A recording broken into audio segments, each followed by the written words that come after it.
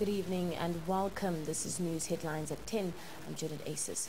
And we now start in the northern part of the region where many shacks and cooker shops in the Shakati informal settlements are underwater following heavy rains received in the Kubalai catchment area, which stretches from the neighboring Angola to Namibia.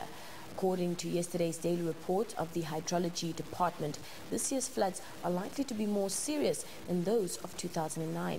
The department has therefore warned people in flood-prone areas to start moving to higher grounds now.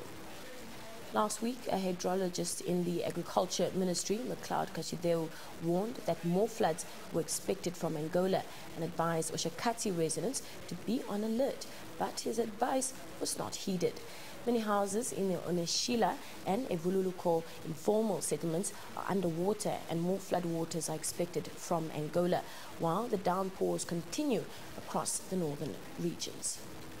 Now, back in the capital, the Mines and Energy Permanent Secretary, Joseph Ita, says the government has done a lot in providing electricity to both urban and rural areas since independence.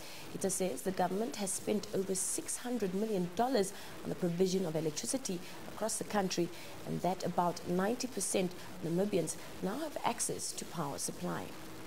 Ita says the government has also increased its annual allocation to electricity provision from $50 million to $100 million. He notes that the Caprivi link, which now connects Namibia to the Zambian power grid and which is also one of the longest power connections in the world, is another major achievement for the country.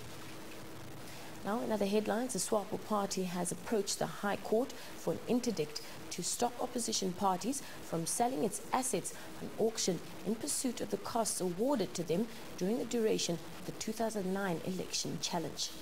This is after the RDP and other opposition parties obtained an execution order to auction the ruling party's assets to the value of about $1.2 million. The SWAPO Party's Secretary General Pendukeni Ivula Itana said the opposition parties intended to sell the ruling party's properties through a warrant of execution they obtained from the Master of the High Court.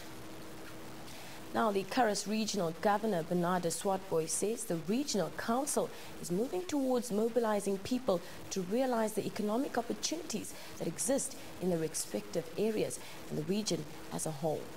Swartboy says this is important in order to motivate the people to become participants in their own development while bringing their talents and skills to the fore. The Karas governor believes a good start would be to give 300 to 600 households about 150 goats over the next 5 years as a way of tackling household poverty and hunger head on. Moving on to international news, Japanese officials say Tokyo's tap water is unfit for babies to drink after radiation from Japan's quake-hit nuclear plant affected the capital's water supply. Radioactive iodine levels in some areas were twice the recommended safe level. People in Fukushima Prefecture, where the nuclear plant is located, have been told not to eat certain vegetables because of contamination worries.